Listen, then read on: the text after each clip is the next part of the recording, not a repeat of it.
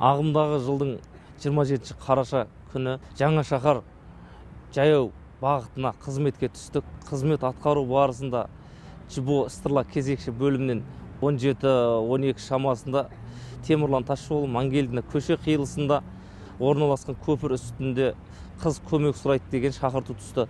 Аталған мекенжайға дер кезімізде барғанымызда белгісіз азаматша өзіне қол жұмсамақшы болып тұрғанын байқадық.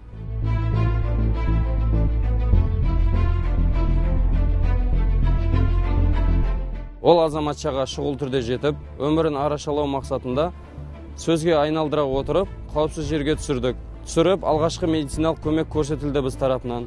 Денсаулығын шағым бар жоқтығы туралы 103 қызметкерлеріне шақыртып, көмек сұрадық.